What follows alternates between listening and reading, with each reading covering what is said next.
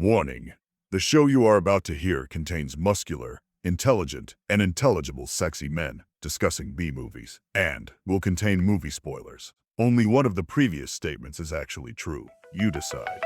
So light that fuse and let it burn. There's no escape, there's no return. Exploding heads and synthwave licks. We're deep in cult classic kicks. Low budget dreams that never quit. Every frame a misfit hit.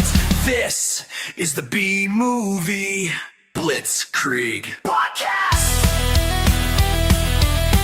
This is Duncan The Baz. The B-Movie Blitzkrieg Podcast.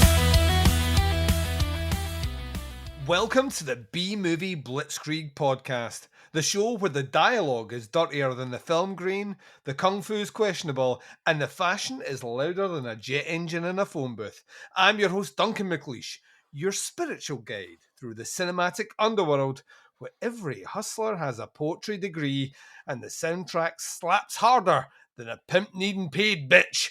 Each episode we will plunge ourselves headfirst into the celluloid chaos of movies made with more passion than budget.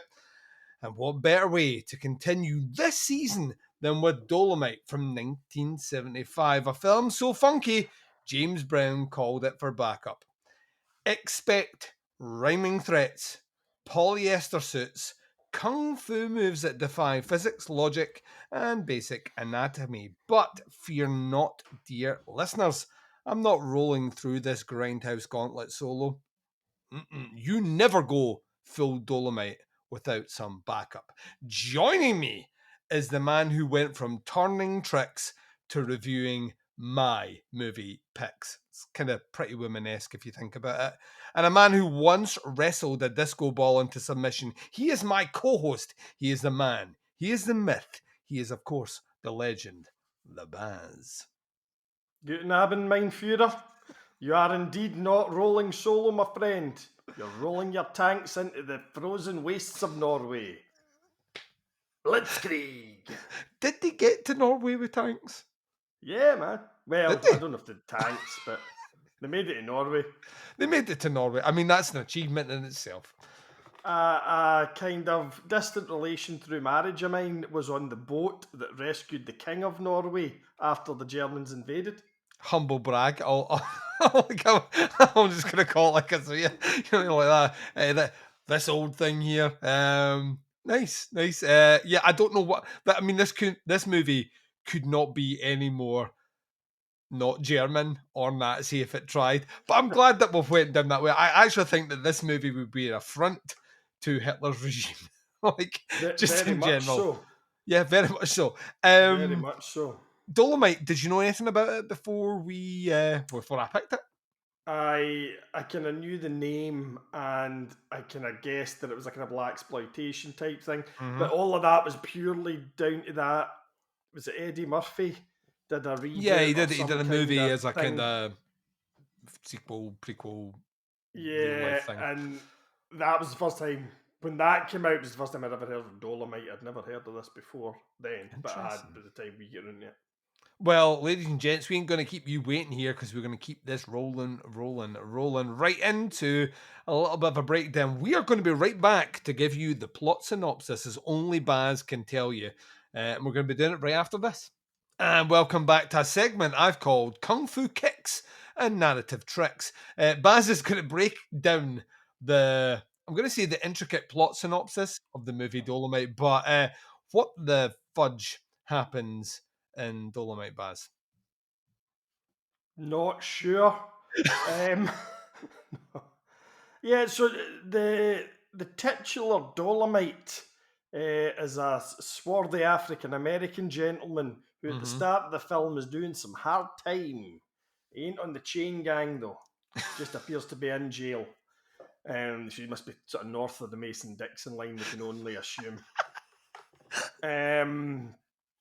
Yeah, so and I'm going to spoil my first plot hole here, but in a bizarre legal decision, prison warden decides to release him on the off chance he may be able to prove his own innocence I'm going to say Bye. times have changed.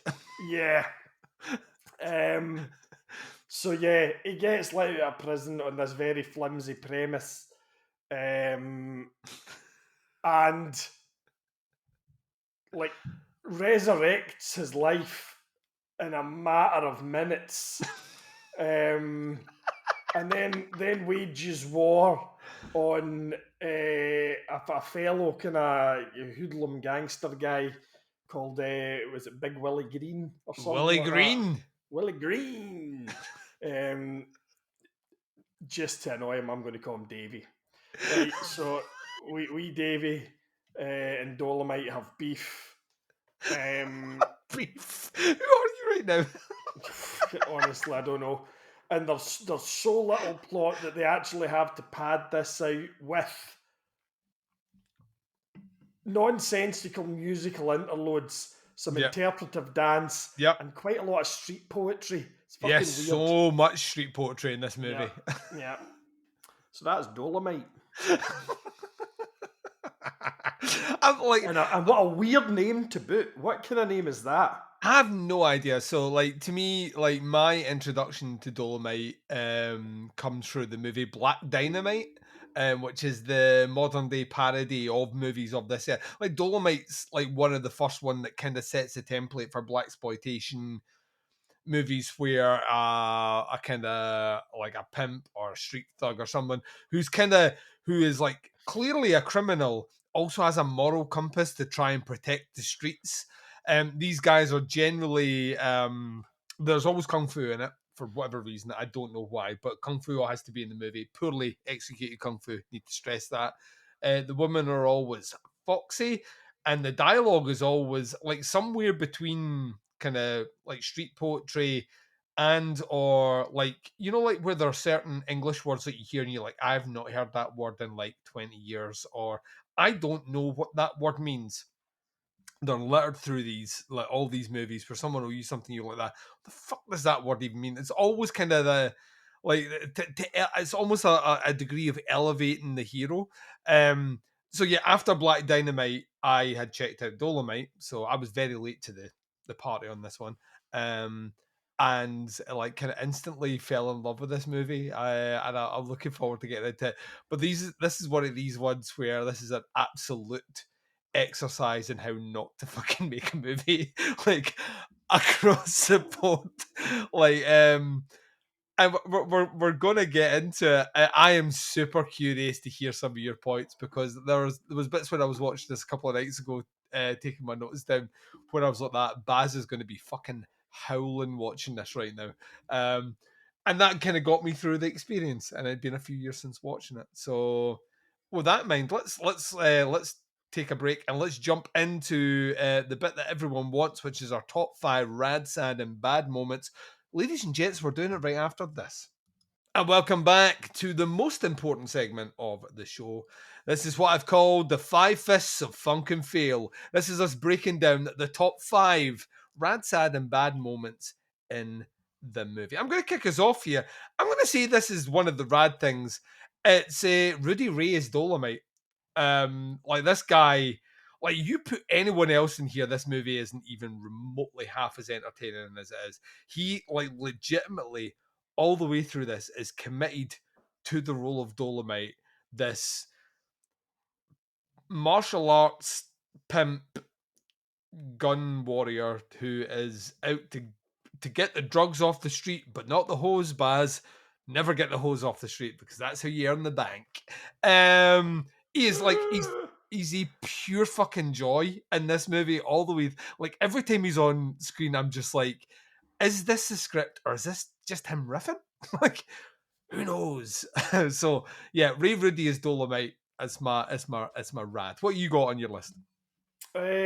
So much. Gonna kick off with a bad though, Duncan. Yeah, and that's the acting. Actually, in my notes, I'd written that the acting of the FBI agents who originally arrest him, so it opens like a little kind of prequel bit where he gets fitted up, as it were, or so he claims. And the acting displayed with the two FBI agents, I've honestly never seen anything like it until just a little bit later in this film. Some of the acting goes beyond. You know, we've seen a few of the B movies now, and some of the acting in this plumbs the depths. I'm not saying it's not funny to watch, do you know what I mean? But it's like really. And I think the most worrying bit is not the bad acting, and it's what might be some of the finest acting I've ever seen, which is from a character called the Hamburger Pimp. Yep. Now, they either got a genuine street junkie full of heroin and made him act these scenes out, or this was a straight actor giving the finest performance of drug addicts since fucking Train Spotting. Honestly, the more I watched that, but I'm like that Is he on going drugs? to the other actors in this, that guy is absolutely chock full of the girdles of fucking smack. You know? So, so just bad acting in general, and then the worrying involvement of what may have been The fact good acting. he's I almost think was just a junkie. he's in the movie. He's portrayed as some sort of comic relief, which is even more fucking tragic.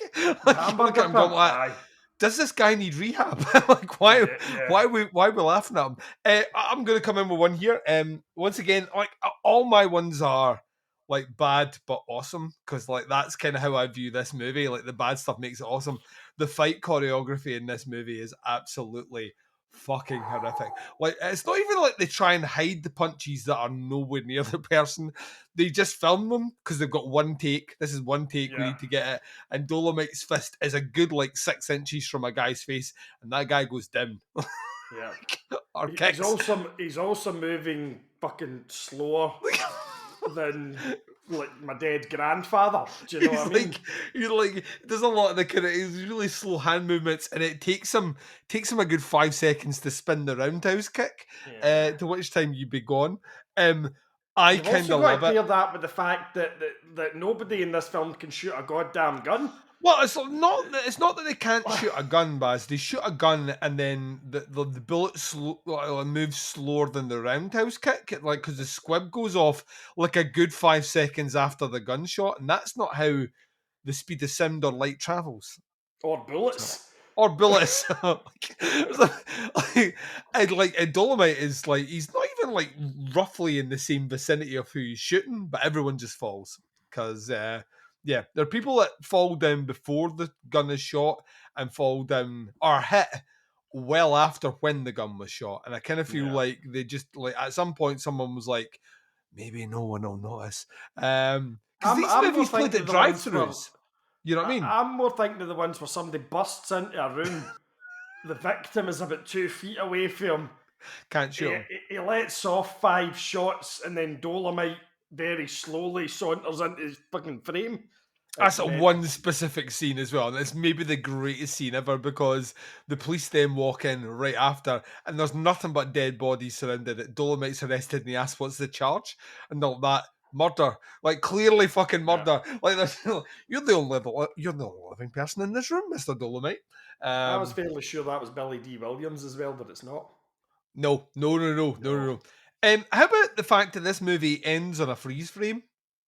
Like mid like sentence, like mid like someone was like that. Nope, we're out of camera, we're out of footage, and also ends with Dolemite just like narrating what might be a potential future sequel through the entirety of the credits. Yeah, that's right. I'm Dolemite. Maybe next time I go out to the street. You're like, what the fuck are we? Is that what would like to be like? Literally, they ran out of film. It's cut, and then they're like, "That you need to come back in and just like speak." Just so would you say that's bad, sad, or rad? I would say it's all of the above. All of the above. Absolutely, it's bingo on my list, man. It checks everything. So I tell you what was fucking rad. Theme song. I mean, yeah. Like theme song's rad. Although I am pretty sure Oh. that they only named the character Dolemite so they could rhyme it with out of sight. Pretty sure that was the thinking I've behind got this lyric out of sight, right? And we just need to get a name. Yeah. What about Colin Heights? No, that sounds white. Let's go. Like he's on the dole because he's not getting like Dolemite. What do we think? I mean, yeah, why not at this stage? Let's say the money's. Yeah. The Yanks don't call that the dole, though. That's a very British term, isn't it? It is, yeah. I don't know what they call it over there. Do you think it's to do with the bananas? It's a can of worms I'm not opening on this show. Let's Let's jump into my last one, which is the boom mic cameos. There is so much boom mic in this.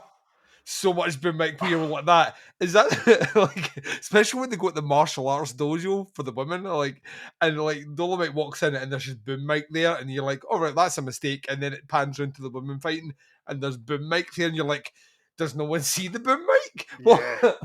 And it's all through it. See that very first scene when it appears? I think that's the first time I have ever seen that in a movie. And then it is just all through it. Why did somebody not go, mate, go and just hold that about a foot higher? Well, this is the beauty. This is why I love Black Dynamite so much. And Black Dynamite, there is loads of boom mic throughout that movie because they're obviously paying homage to it, like all the way through it. It's deliberate choices of there'll be a bit where a character's talking and they do like bad cuts, because that's the other thing. The editing in this movie is fucking horrific. Like you're cut mid sentence. Like scenes don't make sense. The chronology doesn't make sense. It is kind of amazing. But that was my last thing that I wanted to mention. Baz, do you have a final thing that you want to, something big, epic, something weighty? Final 5, big man. Go for it. Rattle through them. I'll rattle through them nice and quick then. So, bad. Some of the questionable sexual vibes about the treatment of women that this film puts out. Different time, Baz. There is a scene where he basically slaps his ex-girlfriend in the face and then rapes her. It's a 70s rape, so she kind of gets into it, but it's not good. It's not good, not in this day and age. The worst line ever that's ever been mentioned on the show, and I've got hours and hours of recording with you. Come on now. That again. Wait till we get to like the funny lines segment of the show. There's so much. And I've got to try and not drop the N-bomb. Okay. Let's just not jump the gun, my friend. Right. I've got a sad one. Oh, no. If I can find it. Yeah. Do you know what's sad? What's sad? It's sad that in the 70s, when a couple of stone overweight with some fairly hefty man tits was still seen as sexy. Nowadays, it's all fucking chiseled abs, pecs, all that. My body would have been banging back in the 70s. So what you're saying is, against today, today is sad compared to the 70s. Our view of rugged masculinity is. That. You know what I mean? What else? So there was my thing about the hamburger pimp. He's either an actual junkie or the Black Oliver Reed is what I've got in my notes.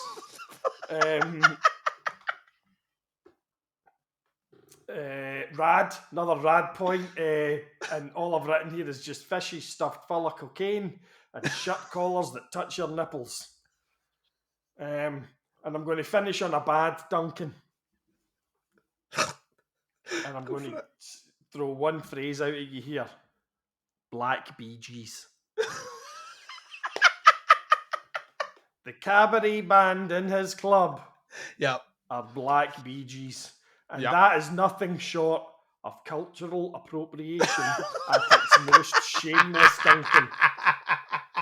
Because there is nothing on God's good earth more Caucasian than the Bee Gees.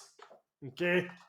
So that is just flagrant cultural appropriation, and I will not stand for it. You sir. will not stand for it. We won't stand for it. And the way we don't stand for these things is we jump into a new segment straight away without like talking about that anymore. And we're going to do that right now, ladies and gents. When we come back, we're talking about the most ridiculous one-liners from the movie Dolemite. We're going to be right back right after this. And welcome back to a segment I've called Verbal Jive from the Funky Hive. We are doing so much fun writing the show notes for this. You have no idea. No, I was like giggling like a schoolgirl that I don't know just found out that something. I don't know what schoolgirls laugh at. But let's do the most ridiculous lines from the movie. They're like the whole movie. Like, may as well just say the whole movie is fucking incredible. But there are a few here. One of my favorites happens very early when he says, "I got your boy hanging. You know, you know business. Born insecure, jock jawed motherfuckers." It's amazing.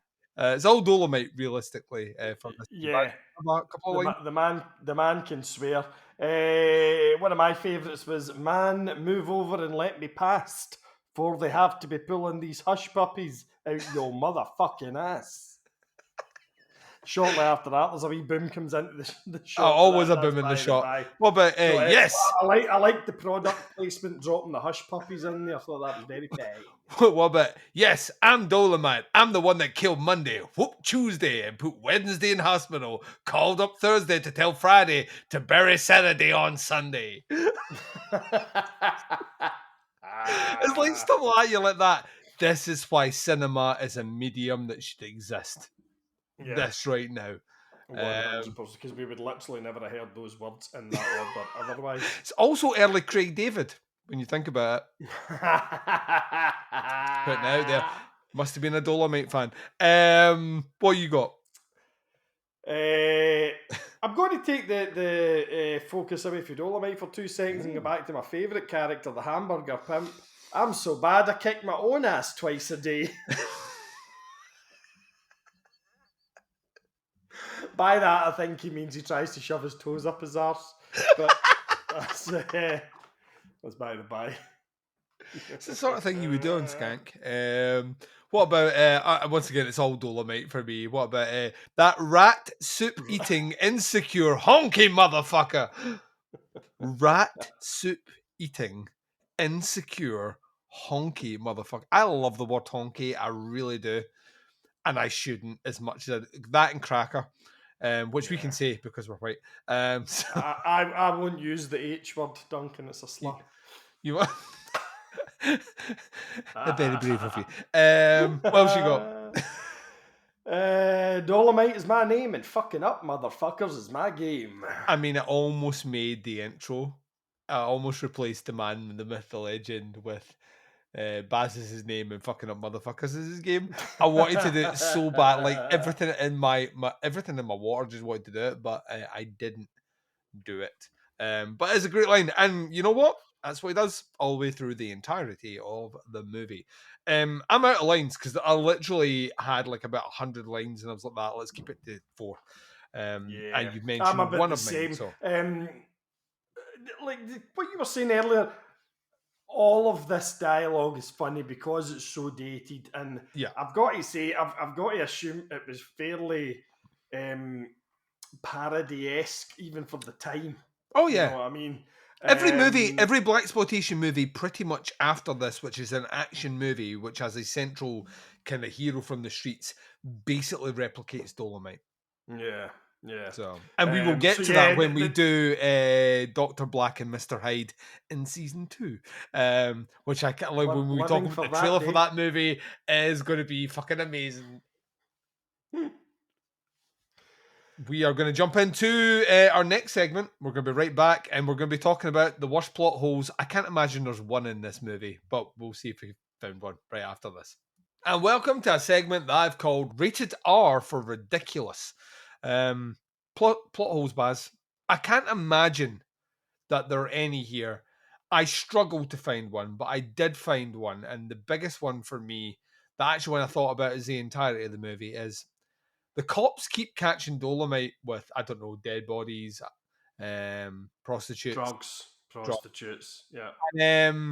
For a man that's been in prison, like the 3-strike rule doesn't appear to apply here.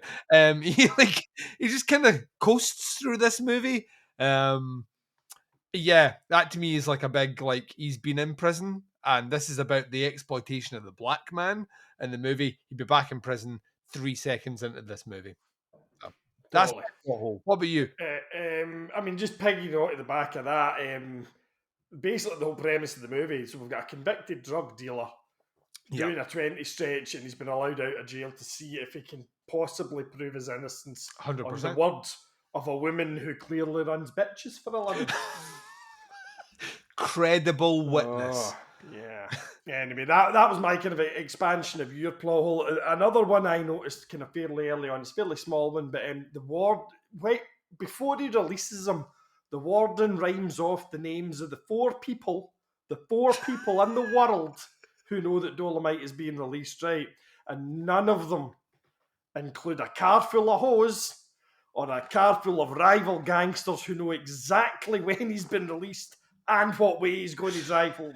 Yeah, everyone in this movie knows everything about Dolemite before Yeah. he even sets foot out here. And then the ending of this movie, after all the havoc he's caused and the murder and all the rest, he literally just like gets off scot-free. It's like, case closed. Let's cut the movie there. This movie, like the central premise doesn't make sense, and that's kind of why we love it. And there's only way to find out how much we love it, and that is to jump into the next segment and where we score this movie. I'm interested to see where you land, and we'll find out right after this. And welcome back. Let's score this in a segment that I've called Pimping It at 5 Be Easy. Don't know. I was starting to be honest, I was all pimped out by this point. All rhymed it as well. Score it at 5. I give this movie, it's consistently always been a 3.5 out of 5 for me, for no other reason than pure enjoyment. Everything else this movie falls apart like a paper mache doll pissed upon. So what about you, Baz? I think I would probably give it a 3. Yeah. It's a kind of, I wouldn't watch it really to enjoy it. Do you know what I mean? But it's a kind of curio. I'm kind of glad I've seen it kind of thing, and I would probably show it to somebody else. Go, where do you see this bloody thing?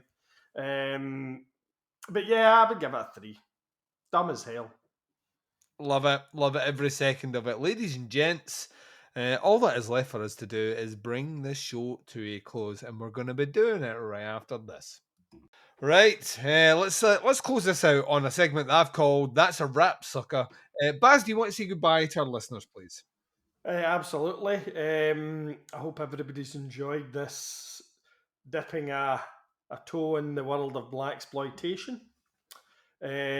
Amazed I got through that without being more accidentally racist. You and me both, brother. So yeah, that was the worry. And with those few words, let's submerge the U-boats, Duncan, and set torpedoes to stun. And what can I say on that one? You could call that the unwanted boom mic shot from Dolemite there of endings. It's a film so raw that it feels like it's all been shot in one take and then edited with a machete, where every punchline hits harder than the actual punches in the movie, and where the plot takes more detours than a drunken GPS. Of course, a big thanks to the Baz for strutting his moneymaker through the polyester fever dream, bitches in tow, and kung fu so dangerous it comes with a child safety lock. Of course, we do our filmic fix for the love of B-movie brilliance, and because no one is paying us to stop yet. If your ears are still vibing and your brain hasn't been roundhouse kicked into confusion, then make sure that you subscribe to our YouTube, our Spotify, Apple Podcasts, or wherever you find your cinematic chaos. We'll be back in 2 weeks' time with Death Race 2000, where the government solves unrest with murder sports, the wardrobe is 90% leather, and the plot drives like it's missing a wheel. Until then, stay groovy, stay grindhouse, and remember, here at the B-Movie Blitzkrieg, the bizarre meets the brilliant, one B-movie at a time. Bye, everyone. Blitzkrieg!